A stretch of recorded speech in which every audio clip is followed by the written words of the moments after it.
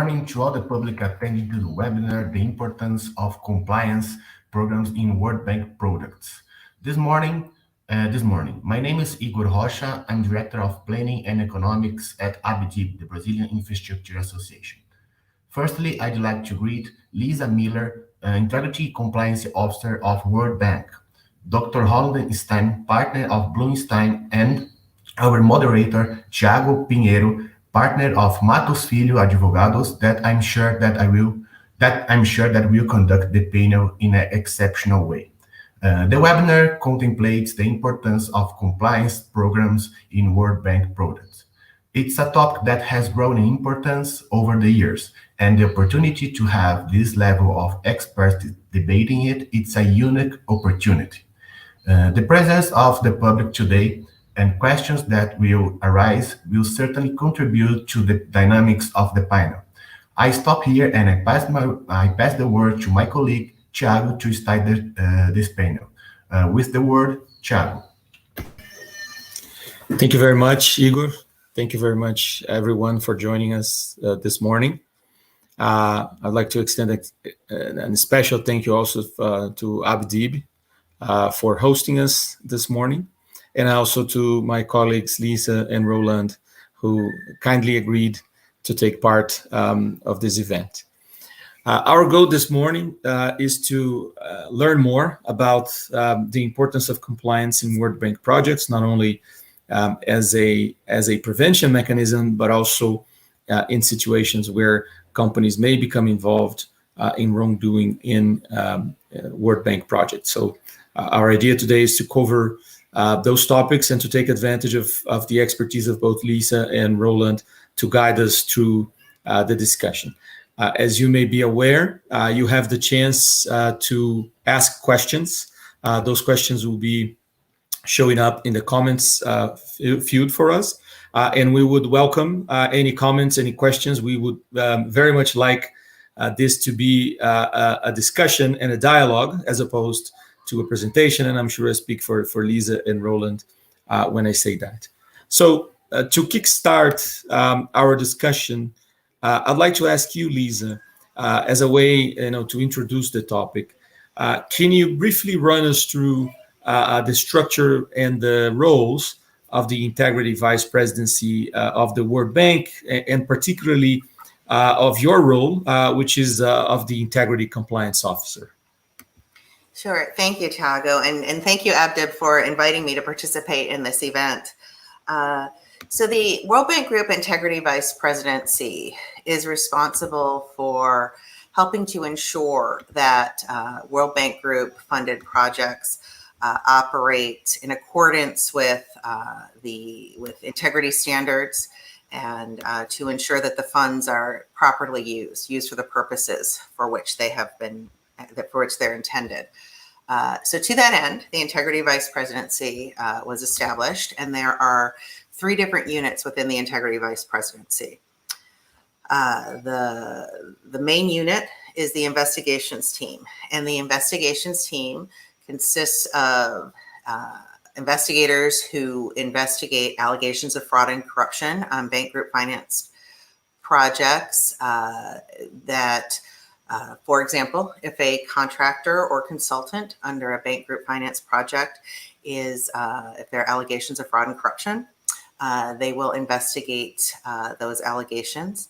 There is a separate investigative team that is dedicated to investigating allegations of fraud and corruption involving World Bank Group staff and vendors who contract directly with the bank group. And there's a team within that they intake the complaints. There's a hotline where folks can report concerns of fraud and corruption under bank group finance projects. And there's a team that intakes those complaints, they vet those complaints and assess them, and then determine if those complaints will result in a full investigation. The investigative teams go out often in pre-COVID times, would go out in the field, conduct their investigations. They've been doing it very successfully remotely over the past year and a half. And then if there is substantiated fraud and corruption, the case will enter into the sanctions process. There is a litigation team that takes those cases forward. Cases can be resolved in one of three ways. They can be resolved by settlement agreement. All entities that are under investigation, where there are substantiated allegations, are able to settle a case if they so choose. If the case is not settled, in the first instance, it will be reviewed at the Office of Suspension Debarment or with an evaluation officer, depending on which bank entity is involved. And it's an administrative process where the litigation team submits their arguments in the case, and the respondent, who is the entity that has been under investigation, also has an opportunity to submit their defense, if you will, in the case. For the evaluation officers or suspension debarment official will issue the determination as to whether or not a sanction is to be imposed. And at that point, if the sanction is imposed, the sanctioned entity has an opportunity to have the case heard again. It is not an appeal, it is a new review, but that is the second tier in this administrative process, and that is the sanctions board. And then the sanctions board will issue their determination, which is final. So that is the team, the first unit. I would like to add here, just because I've been talking about the sanctions. So a sanction means that the entity the default sanction is debarment with conditional release, which means that the entity will be ineligible to participate in bank group finance projects for a set period of time until they meet until they meet certain conditions for release. So if at the end of that period, the entity has met the conditions for release, the sanction will be lifted, and the entity will be able to again participate in bank finance projects. If the entity has not met the conditions for release at that time, then the sanction will be continued until the conditions are met. There are other types of sanctions, just one of which I will mention, and that is conditional non-debarment. And that is a sanction where an entity remains eligible to participate. They're sanctioned, but they remain eligible to participate in bank finance projects as long as they are working to meet the conditions for release. And if the entity meets those conditions for release at the end of the initial sanction period, again, the sanction is lifted. If not, the sanction then will convert to a debarment with conditional release, and the ineligibility will attach until the conditions are met. So that is the bread and butter of what the Integrity Vice Presidency does. There is also a prevention unit. The preventive unit works closely with the investigative teams, really taking lessons learned from the investigations and feeding them back into bank group operations. So, for example, if there are any trends, if there are a lot of allegations coming in a certain sector, in a certain region, that is something that they will then feed back so that the folks who are developing the projects for the bank group can put in place mitigation measures as appropriate.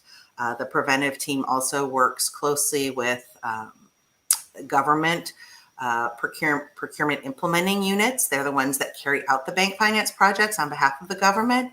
They conduct training. And again, lessons learned type information is exchanged at that end. But their work is very important to ensuring that risks that have been identified are appropriately mitigated in structuring bank finance projects and in performing those projects as they move forward. And then finally, the unit where I sit is the Integrity Compliance Unit.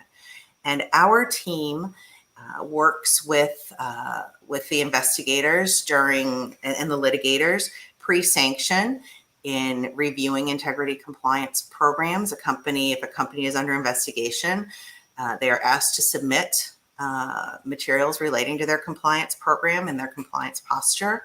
And so we will review those materials to get a better understanding of what the company's compliance baseline is at that point in time. But the bulk of our work really occurs once the sanction has been imposed. We work very closely with companies who have been sanctioned to help them meet their conditions for release from sanction. So we will review their integrity compliance program, provide recommendations for enhancement to their compliance programs. And we also engage in outreach activities. But I mentioned the compliance programs, and I should note that when I talk about the conditions for release, most often the conditions for release from World Bank Group sanction will require the sanctioned entity to develop and demonstrate implementation of an integrity compliance program that reflects the World Bank Group integrity compliance guidelines. And that is what we will be reviewing. Now, there are tailored conditions. We'll talk about that a bit more later. But again, the most common condition for release would be a full integrity compliance program condition. And so ultimately, we will make the determination if the conditions for release have been met and whether the entity will be released from sanction or whether the sanction will be continued.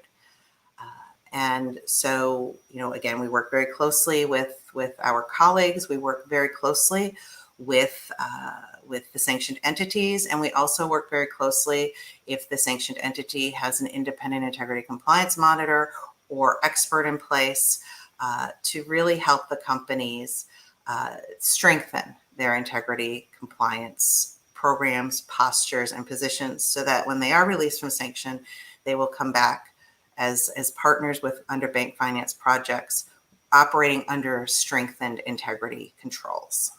So thank you. Now that's very interesting, Lisa, and it sounds almost like there is a feedback loop, right, where the bank is identifying allegations of wrongdoing in its projects. It then goes through the process of investigating and then finally reaching a decision about whether a violation took place. And in that case, it begins a sanctioning process that ultimately will result in either a settlement or a sanction. But in both cases, there will be certain compliance requirements the companies will have to meet, and that's when they begin interacting with you. Now, how important a company having a compliance program is in the beginning of that process, meaning when there is an investigation and the company is then facing a sanctions decision or a sanctions proceeding. Is it important that the company already has a compliance program? Is that taken into consideration? How does that affect then your interaction later on? If the company already had a good program, are you building on that? How does it work when a company already has a compliance program going into a sanctioning proceeding? Yeah, it is very important. It is under the sanctioning guidelines, the World Bank Group sanctioning guidelines. You can see that there is mitigating credit that may be given if a company has an integrity compliance program in place. Now, the mitigation can be in the form of maybe a reduced period of sanction. It may factor in as well in terms of the type of sanction, so debarment with conditional release, conditional non-debarment, but it certainly is something that will be considered. Now, and that is why we do get involved. We as a standard practice now, some of the investigators will, on our behalf, request the respondents in the cases to submit integrity compliance program related materials. And then we will have an opportunity to review those materials and give a view as to, as I said, the baseline. What does this company's compliance posture look like at this point in time? We do not recommend what mitigation credit is warranted. So, for example, we don't say, well, you're looking at a 5-year debarment with conditional release. We think, 2 years should come off because of the program. We simply say this is our assessment of the program, and then it is left to the other teams to place any mitigating credit that may be warranted.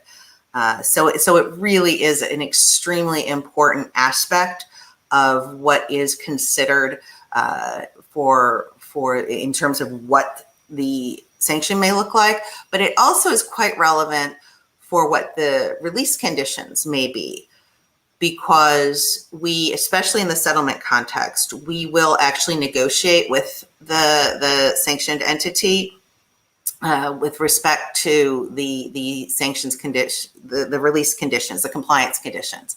And so certainly we will take into account what that baseline is when we are fashioning, a full integrity compliance program, a tailored condition.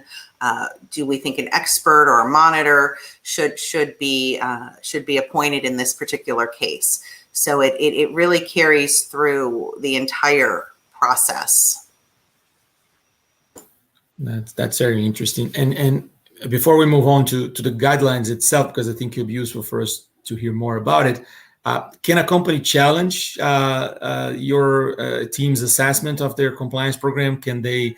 I understand that there is a litigation aspect to the sanctioning process, but can that also reach the assessment of the compliance program, where a company will say, well, I don't agree with your assessment, please consider this and this and this factor, please, reconsider your decision? Is that something that also can be, the subject of litigation, or at least of a challenge or an additional review by the sanctioned company? It can be. So at the end stage. So if we issue a determination of non-compliance, so we say, no, we do not feel that this company has met the conditions for release, that determination can be appealed to the World Bank Group Sanctions Board. It is on an abuse of discretion basis that the Sanctions Board would review that determination. And then the Sanctions Board decision at that point in time would be final. Great. Okay. Now we're talking about the guidelines and the guidelines and the guidelines. Can I think it would be great for us to hear more about, how does the World Bank set its own guidelines? How are they developed, and are they consistent with international best practices? Is there a particular regime? Let's say that the DOJ compliance. So what influences the guidelines, and how are they developed and eventually improved or updated? Yeah. So the guidelines have been in place now for many years. Jumping ahead to a question I know you're going to ask me, that is probably one of my goals at some point in time would be to take a look to see if we might want to do a refresh. But the guidelines were developed really based on existing best practice. And so, at that time, going back about 10 years, certainly the U.S. Department of Justice had the most developed guidance in connection with integrity compliance programs. But what's interesting is as other guidance has been developed and other national laws have come into place, the guidelines remain wholly consistent with really these international standards, I would say. So when we are applying the guidelines and thinking of the guidelines, some of our terminology may be a bit different. So, for example, we talk about leadership as one of the core. We have 11 principles, and it's one of the core principles. U.S. Department of Justice and others may call it tone from the top, but it's we're really looking at the same core elements of a program. What does the compliance function look like? Is it independent? Is it properly resourced? What is the tone coming from the top? What are the obligations in terms of integrity compliance that are placed on employees and business partners? How are employees and business partners vetted in terms of their own integrity and ethics postures before they become partners with the firm? What types of financial controls are in place? Gifts and hospitality. How are facilitation payments treated? What kind of training is done? What whistleblower mechanisms are in place? Are there clear prohibitions on retaliation for whistleblower reports? So it really is, again, it's very consistent across the various standards. And I think that is actually quite interesting, given the evolution, and there has been significant evolution globally in integrity compliance over the past 10 years. But the guidelines really have stood the test of time. And again, the principles, the core principles have not changed. And I think that's a very important element for people to understand, because even though when we are reviewing a program, we obviously are looking at the World Bank Group Integrity Compliance Guideline principles, the programs are not World Bank Group specific. They should be applicable in other contexts. And we certainly expect companies to ensure that their programs are also consistent with their own national law requirements. Thank you very much, Lisa. I had a bit of a lag here. Are we all there? Roland, can you still hear me? And Lisa? Yes, I can hear you Good. now. Good. Okay. So thank you very much for that, Lisa. And moving on, I'd like to go to Roland. Roland, I know you have assisted companies over the years in meeting various compliance standards, particularly in issues related to public infrastructure and public procurement. Now, what would you say is particular about the World Bank guidelines?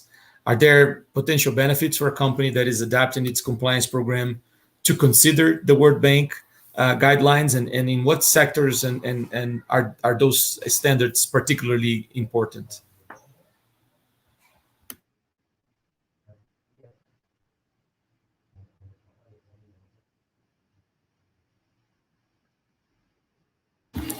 Roland, can you hear me?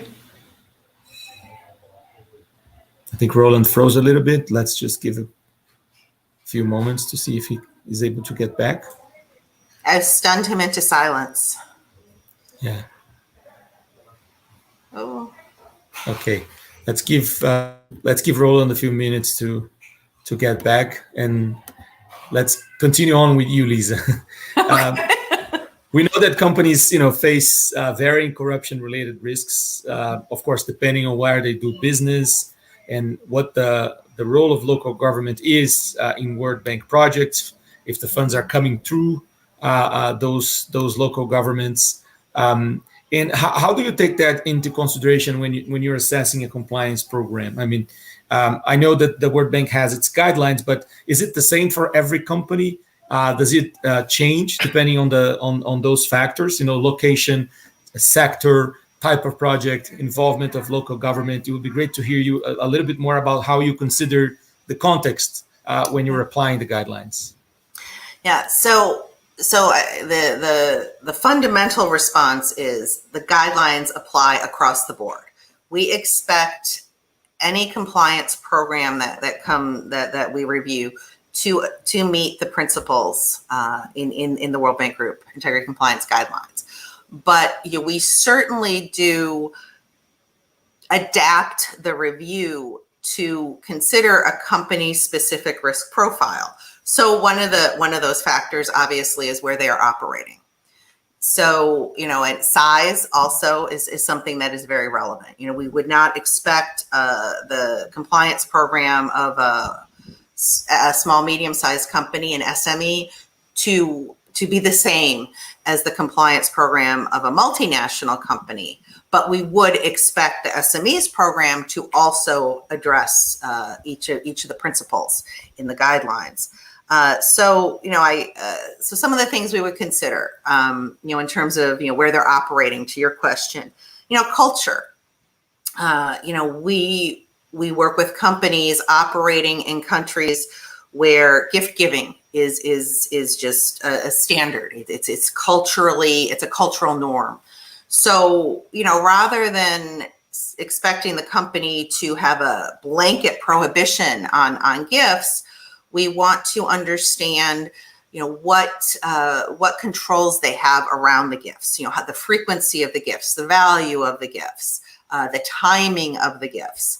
How are they recorded? So it's very important, for us to recognize some of the cultural expectations, but to also ensure that the company has proper controls in place around some of those factors. We also consider in some countries or in some locations, remote locations, cash may be used. So while ideally companies would never be paying in cash, there may be instances where they will be paying in cash. So again, we want to understand what the controls are around the use of cash, if cash is going to be used. And the one other example I would give is facilitation payments. We do look for companies, again, ideally, to have in place a blanket prohibition on the use of facilitation payments. But we absolutely recognize that there may be cases where someone feels threatened, where they feel their safety is being threatened. So of course, in that type of circumstance, we understand that a payment may be made. But then again, it comes to what controls are around that. Is there mandatory reporting up to the compliance function in such a case? Is there a requirement for those types of payments to be properly recorded as such in the company's books and records? So those are just some examples of where we do absolutely consider the context of where the company is operating and the company's risk profile in reviewing their integrity compliance programs. Great, Lisa. Thank you very much. I think we have Roland back. Roland, can you hear us now?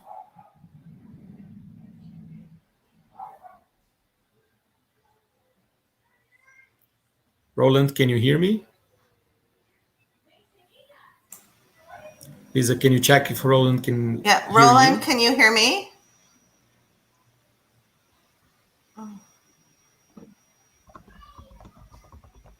I don't think so. Let's use the chat mechanism. Okay, great. Hi, Roland. So, Roland, going back to you now. It's good to have you back. And I was asking you before you disconnected. You had technical issues that we know you assisted many companies over the years in meeting several different compliance standards, particularly companies that deal with in the infrastructure sector or that participate in public procurement.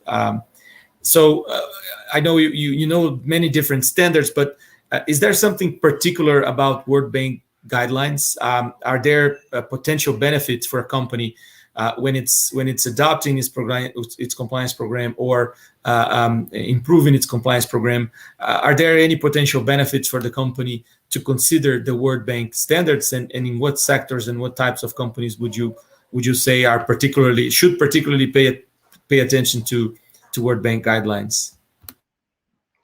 Okay, thank you for that, Thiago, and sorry for the the internet issues here. I'm at in the south of France, and internet isn't the strongest here. So on the World Bank standards, I'd say that and you can hear that from what Lisa was saying. The main aim is to deter cases of misconduct, at least on a systematic basis.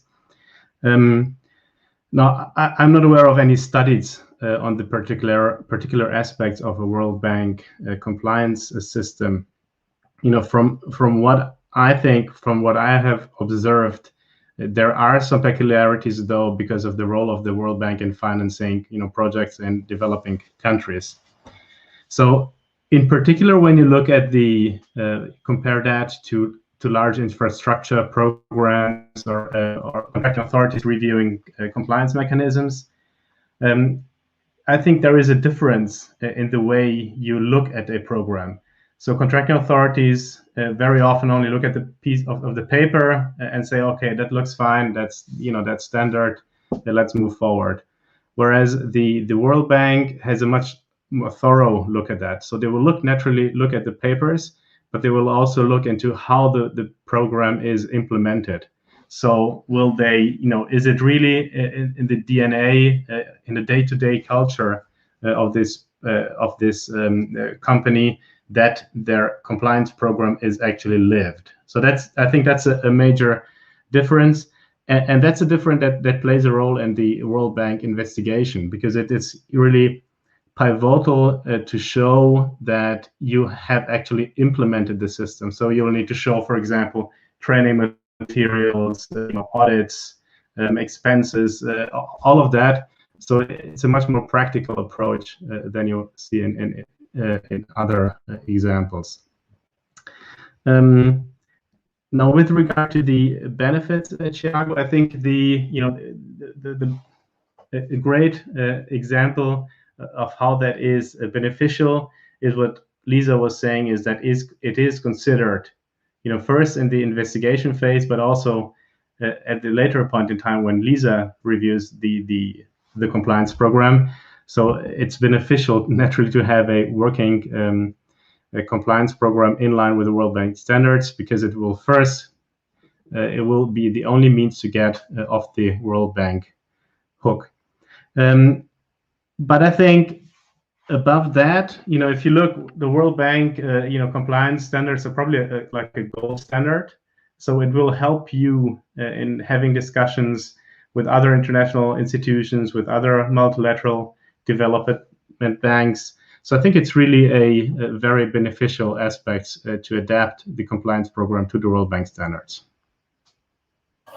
Great. Now that's very good to hear. But are there any particular areas where the World Bank is more focused, or would you say that its standards are higher than you would expect? For instance, Lisa mentioned facilitation payments, right? Which the World Bank expects companies to have a blanket prohibition against facilitation payments, but we know that there are some legislations, particularly the FCPA, that, for example, allow companies to make facilitation payments. So in that sense, the World Bank is a bit stricter, has a bit higher standard than U.S. law. In your experience, is something particular to the World Bank that is, I think, more strict than you would expect, or more developed than you would expect, and does it change? And Lisa mentioned that, right? That the World Bank takes into consideration the size and location of the project, the particulars of any given company. But is there anything that it would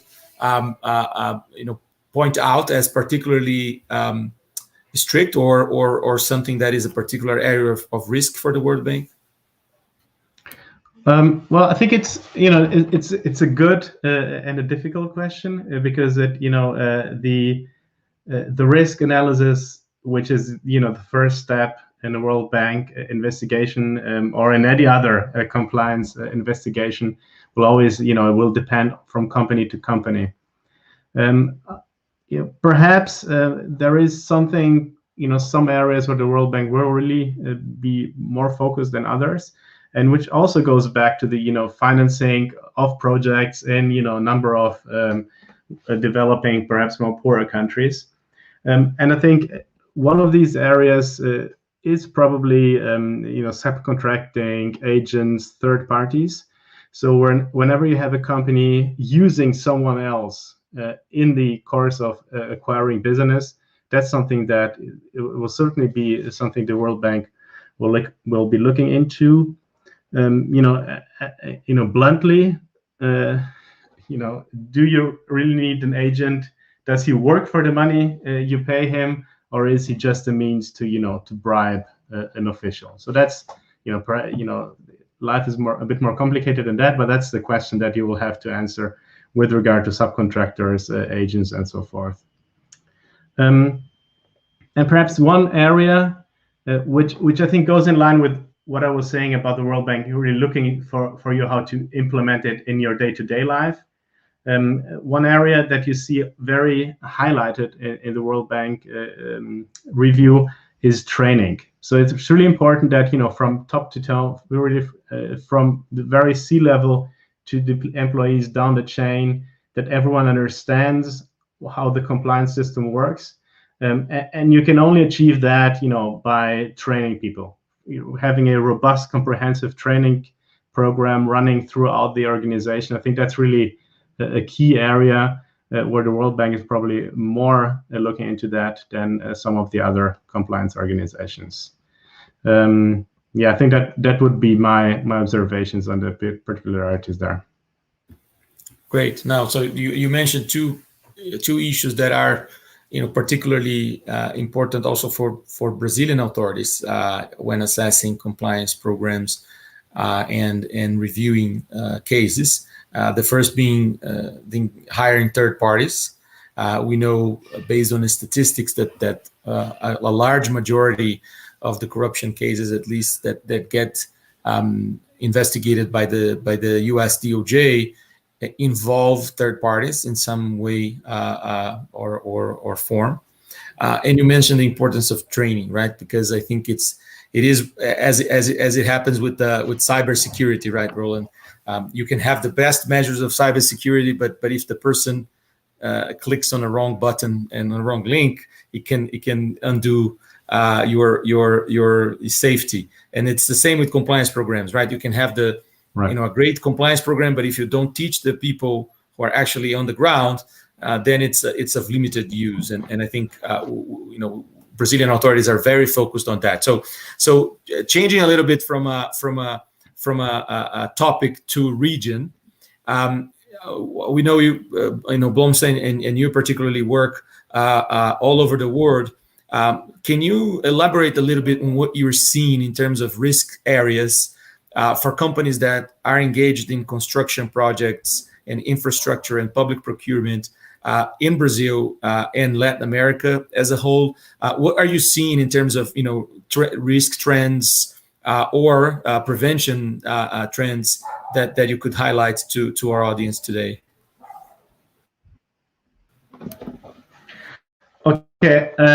Well, I think if you look at the risk trends from a World Bank perspective, then I think it's fair to there are two aspects that I'd like to point out that come from the role of the World Bank and from the way it treats compliance programs. So the first issue I'd like to mention is the definition of potential irregularities. So the World Bank, and that's aligned with the other multilateral development banks, has a very broad definition of prohibited practices. So for instance, if you obstruct a World Bank investigation, that in itself can be considered as a prohibited practice. And another area where you can very easily run into a prohibited practice is if you provide erroneous documents in a procurement procedure. And it doesn't really matter whether that erroneous document was decisive for you to win the project. It's not even necessary for the bidder to have won the competition. And it's at the same time, it's not relevant whether he won the competition and thereafter completed the project in time and cost. So everything that matters is that you provide a wrong document, a false document. So even if it's about a minor area, you can be debarred for issuing this document. And the trick is that also works if the document wasn't produced by the company, but by a subcontractor or by an agent. So you have a broad liability, and that's can be quite challenging in countries, in Latin American countries, where the concept of compliance isn't as omnipresent as it is in other regions of the world. So I think that this broad definition is really an area which can cause you quite some headache in Latin America. And the other area I'd like to mention is the burden of proof that the World Bank uses. Now that at first it may sound odd that it's a very technical aspect, but that technical aspect has quite an implication on the way in which you treat you analyze a risk. So unlike a criminal judge in a national state, the World Bank doesn't have the same means. So which means from a burden of proof for you to be sanctioned, it's sufficient that it's more likely that you did something wrong than if you didn't do it wrong. So this means really a proper documentation of the compliance aspects is a key to avoid a sanctioning by the World Bank, which means that you really have to be able to show that you did everything you can to avoid any compliance risks in a project. And that may be, o jeitinho brasileiro, it's normally not very well documented. So sometimes you may run into a compliance risk because you basically failed to document that you did everything in order. I think these would be my observations. No, great. That's particularly interesting, and I think it also shows a trend, because in Brazil, ever since our anti-corruption law became effective, the standard of proof for companies to be sanctioned by Brazilian authorities in corruption-relation charges also changed. Whereas before the current law, the government had to prove that the company acted with fault or at least willful misconduct. The anti-corruption law introduces a concept of strict liability, meaning that the authorities only have to show that a certain violation took place and that violation was somehow related to the company or someone was acting on behalf or to the benefit of the company, for the company to be sanctioned. So it sounds like wording, although not as strict liability as you would see in Brazil, at least has a lower standard than that one that you have to prove beyond a reasonable doubt what it is that took place. So that's a very interesting aspect to highlight. And I think, as you mentioned, even though it's a technical aspect, it does have concrete implications. Now, everyone, we are going to I would say the last part of the event. I would like once again to encourage everyone to send comments or questions using the comments bar in the YouTube transmission. We are seeing the questions. We can see the questions if they come. So please, be part of the discussion. Now, Lisa, moving on and going back to the last section of our discussion, one thing that is particularly interesting and I think of concern of companies that act on those projects on the World Bank is the cross-debarment effect. I don't think that that's something that companies are particularly aware of. So it would be great if you could run us through what the cross-debarment mean and what are the standards? Are the standards the same for every multilateral bank? What is the reach and how can companies be affected by the cross-debarment provisions? Yeah, no, thanks for that question, because I think the cross-debarment regime is actually extremely important. And there is a formal cross-debarment regime and a more informal cross-debarment regime. So formally, there is a cross-debarment agreement between several multilateral development banks. So it's the World Bank Group, Inter-American Development Bank, African Development Bank, European Bank for Reconstruction and Development, and the Asian Development Bank. And those institutions have formally agreed to recognize the debarments of the sister of the other institutions. And so each of the participating institutions, almost automatically, there is an opt-out provision, but it is almost automatic, I would say, that the debarments of the other participating institutions will be recognized. So that is clear, again, because it's by agreement.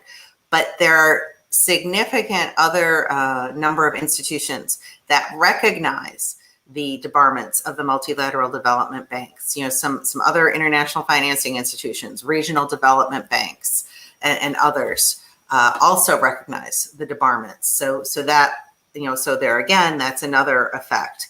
But then there's even a broader knock-on effect, and that is where national governments, local governments may recognize the debarments of the multilateral development banks. So that can be very significant for companies, because some governments, again, formally will publicize that they recognize these debarments. Others, it's a bit more informal. but companies, often will feel those effects. They may want to bid on a local project and they'll be told, oh gosh, we see you're on this, World Bank Group, Inter-American Development Bank debarment list. What is that about? We may not proceed. And then there's another impact that companies may not always think about, and that's just due diligence in general. So, companies looking to be for a business partner, they're bidding to be a subcontractor, and the prime contractor may see that they're debarred. They may be looking for financing. The bank certainly will do their due diligence, and they will see that the entity is debarred.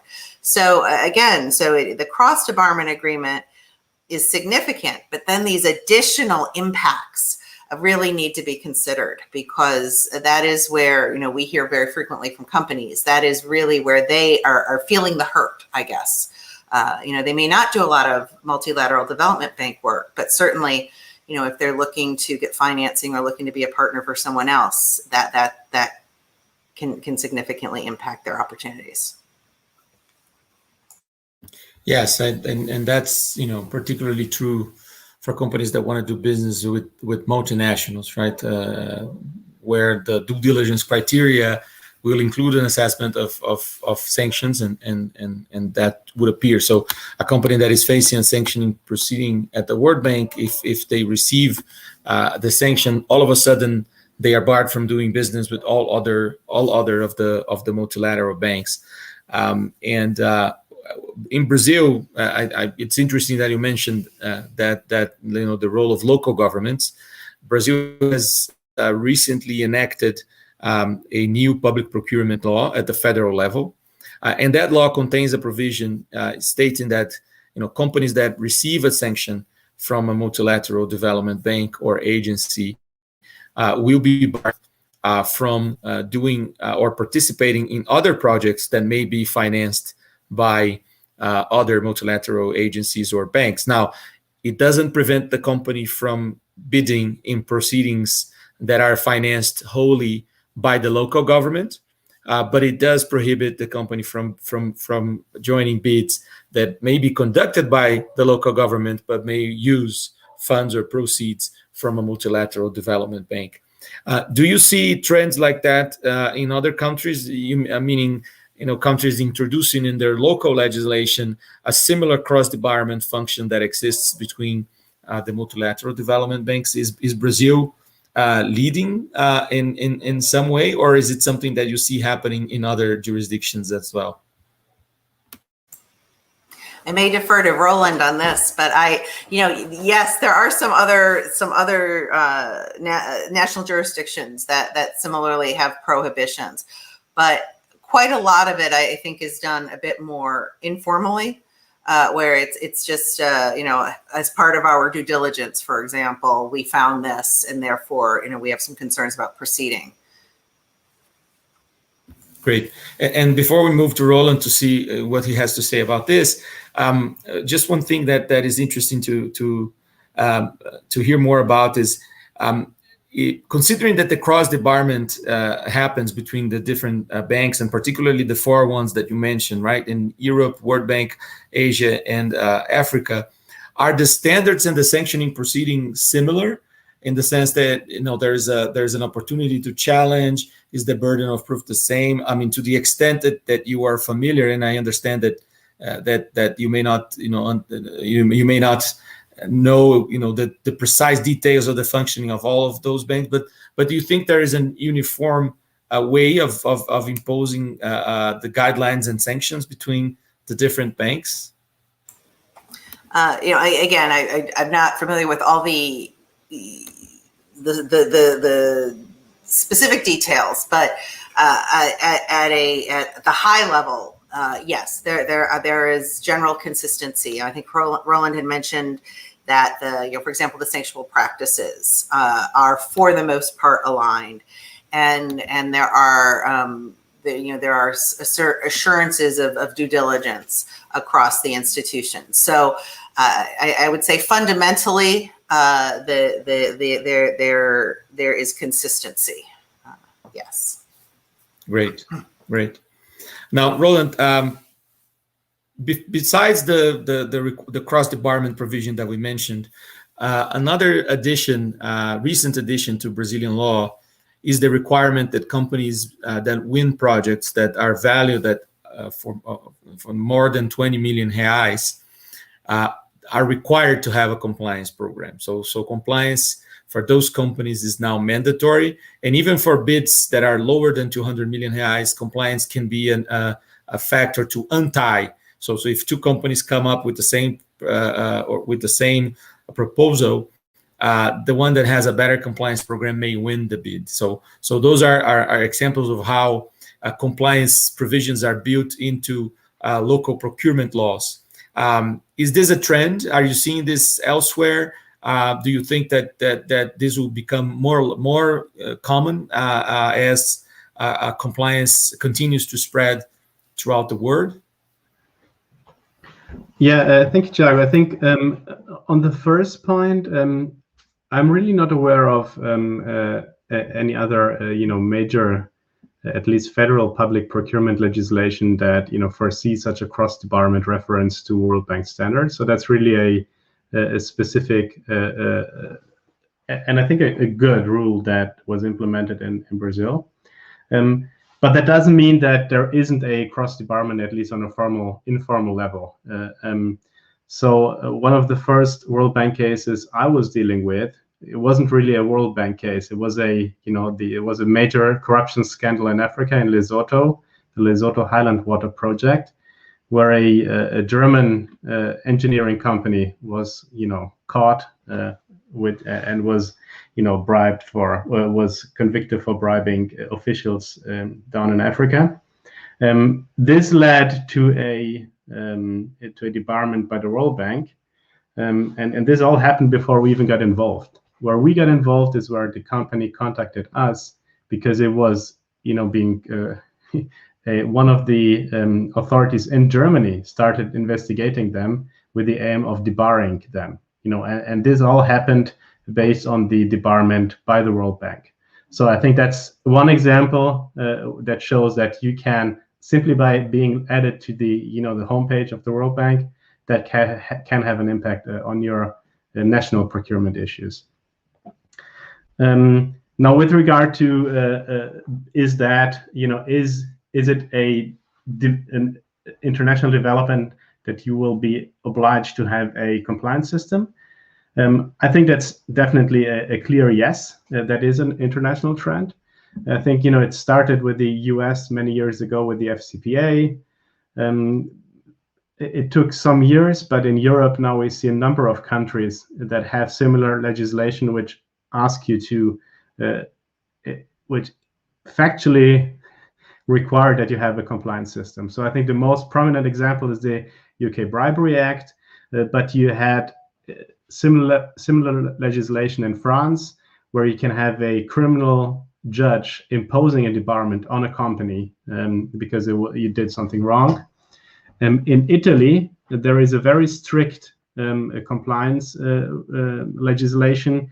Basically in Italy, it's based on the anti-mafia legislation that you have there, but it requires you by law to have a compliance system and a compliance officer, even in smaller businesses.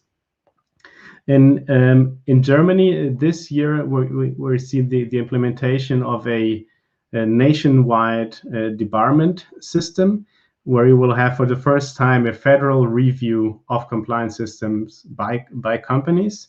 And even at the European level, so the EU level, there is now a debarment system where you can have a European-wide review of the compliance programs.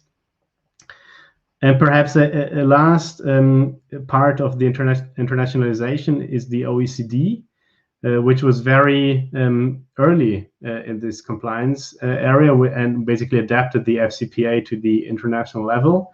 And the OECD, they have a number of very helpful guidelines on compliance and compliance programs. And there was just a report, I think it was issued in March of this year, on the corporate governance of state-owned enterprises in Brazil. So, and it's a 200-page report on the way in which compliance programs are implemented in Brazilian SOEs. So I think, if you see that even there is a strong impetus on having compliance programs implemented, I think that's all a clear sign that I think in a few years' time, if your company doesn't have a compliance system, you will be a very exceptional one, and probably will be much more difficult to have a running business. Great. That's great. We have 5 minutes left. And I'd like to take advantage of those 5 minutes to ask Lisa, what's next, Lisa? What's on your department's agenda at the World Bank? What is keeping you busy for the next couple of years, and what should we be on the lookout for? Well, I think Roland kind of led into it. I really, obviously the bulk of our work is with entities that have been sanctioned, but we are increasingly looking to promote integrity compliance programs as a preventive tool. Don't put in place a program because you have to get released from World Bank sanction. I mean, do that because you have to get released. You have to get released from World Bank group sanction. But just do it up front. Do it just as a standard of doing business. And as Roland kind of went through some of the evolution in national laws, I think that's really important for companies. And small companies can do this. And we really are trying to get that message out to SMEs. It's doable. We have worked with small companies that have met their conditions for release. So, we're really, I think, on the horizon is trying to get the word out, trying to look for opportunities such as this to work with local business organizations to really promote compliance just as a standard of doing business. And I think that is really important. And as I mentioned earlier, just ensuring that what we are looking at and our guidelines, that we're keeping things fresh, that we are really staying, at the forefront, that we are current in what we're doing and what we're looking at, and that we're working with other institutions to really promote integrity compliance principles. Thank you. Great. So, with that, we come to the end of our allotted hour. I'd like to, once again, thank ABDIB for hosting this webinar. Thank Lisa for your, very generous participation in the event. I'm sure everyone enjoyed learning more about the World Bank integrity function.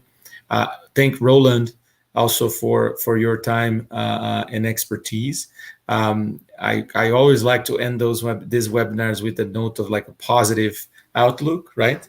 And expecting companies to increase their compliance efforts and showing that it's really possible, right? It's not every company that needs a compliance program that is the same as of a multinational construction company that is doing thousands of projects everywhere. It's really tailored, and that's the World Bank's expectation, right? That it is tailored to the particular sector and to the particular activities of companies, and it can be done at any level.